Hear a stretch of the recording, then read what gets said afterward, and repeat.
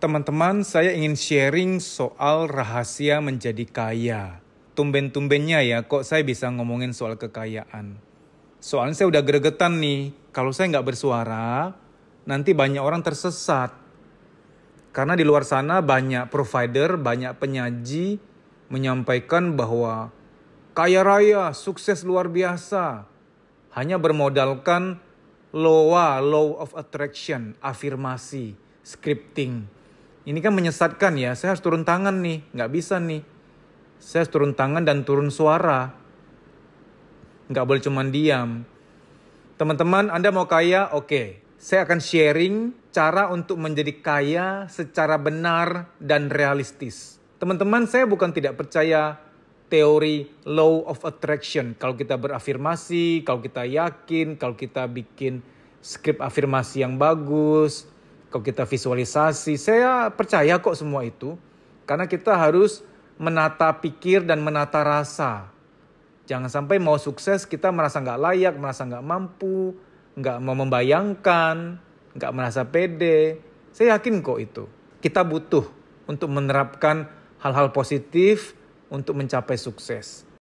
Tapi yang saya mau sampaikan adalah, secara realistis, Anda harus punya sesuatu yang dibutuhkan oleh dunia. Kalau mau kaya, kalau mau sukses. Anda nggak bisa kaya kosongan, nggak punya apa-apa terus pengen kaya, nggak bisa. Ini saya tegas, mohon maaf ya. Harus ada sesuatu yang dalam dirimu dunia akan kejar. Contoh, Anda pinter membuat orang menjadi berpenampilan bagus. Mungkin Anda seorang hairstylist, Anda seorang desainer. Ya, Anda dikejar, Anda dibutuhkan. Anda punya kemampuan layanan untuk konsultasi hukum. Anda dicari, Anda sebagai pengacara.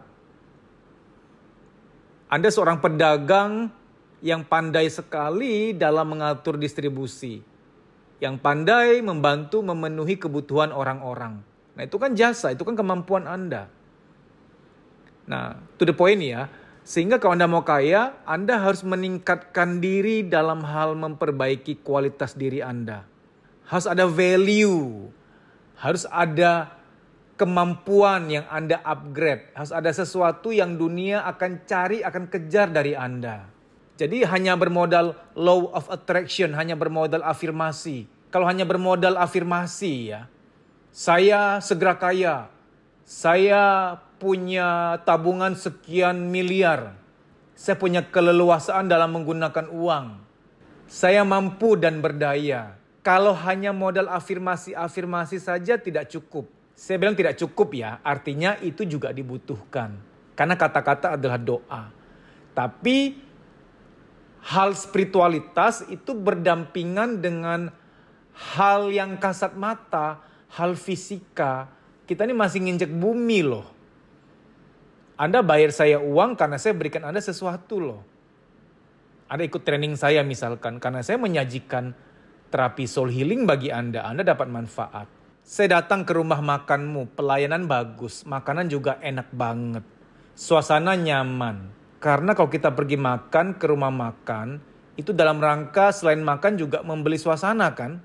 Jadi ada yang saya bayar kepada Anda. Jadi pikirkan hal apa yang Anda harus kuasai ilmunya, pengalaman apa yang harus Anda cari supaya Anda menjadi kaya. Karena gini ya, religiusitas dan spiritualitas itu harus seiringan dengan hal-hal nginjek bumi yang perlu kita praktekkan. Contoh begini, kita sering mendengar, mudahkanlah urusan orang lain agar kita juga dimudahkan urusan kita.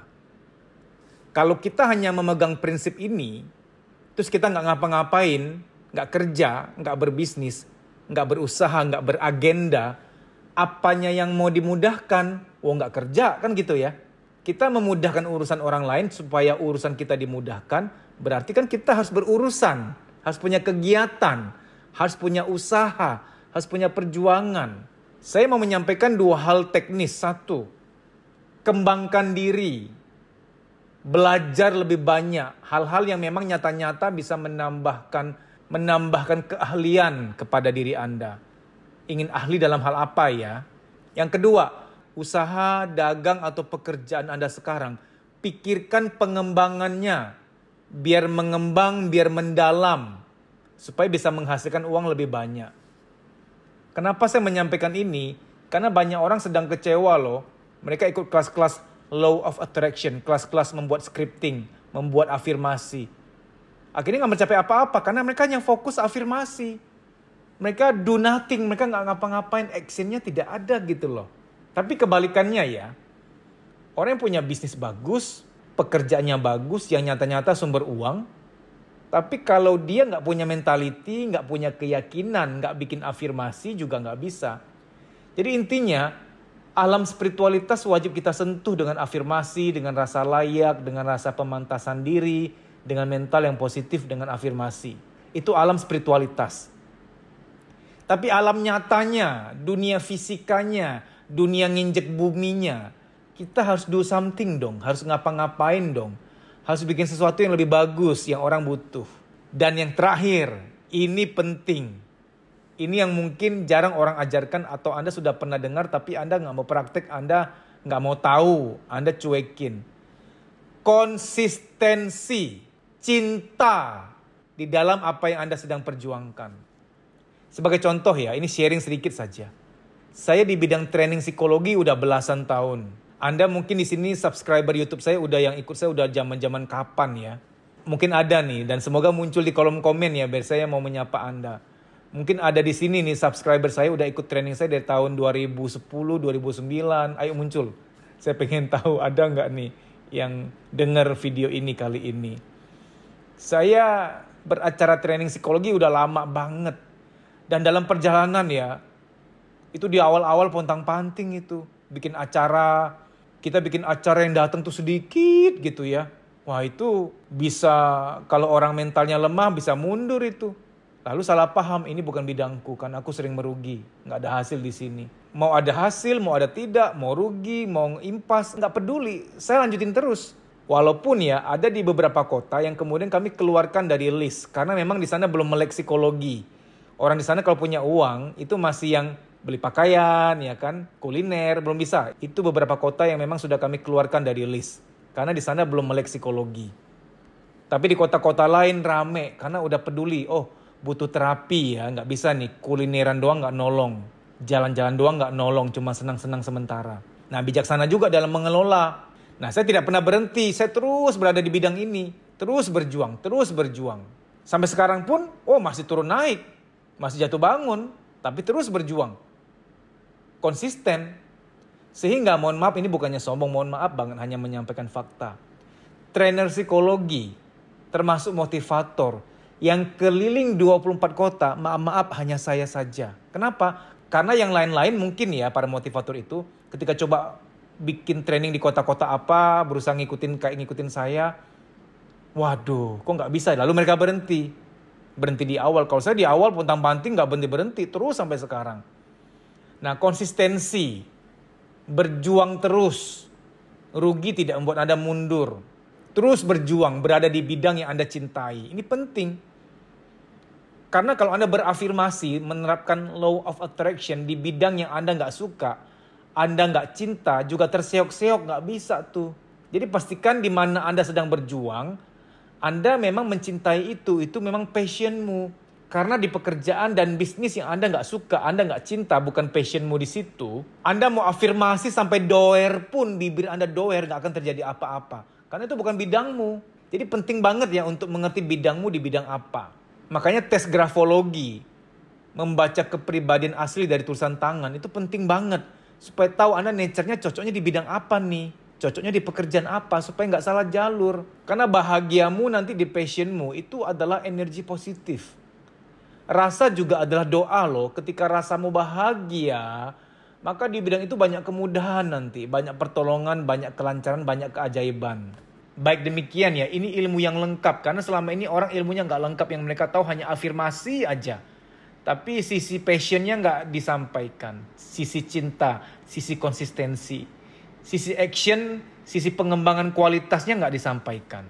Baik demikian, semoga dimudahkan bahagiamu dan kau sukses berjaya di masa depan. Amin. Teman-teman, saya ingin menyampaikan sesuatu yang harusnya Anda jalani. Ini basic banget. Sekali seumur hidup, Anda tuh harus pernah tes grafologi. Grafologi adalah cara untuk membaca kepribadian asli seseorang dari tulisan tangannya. Jadi nanti Anda mengarang satu halaman penuh, saya akan membaca tulisan tangan Anda.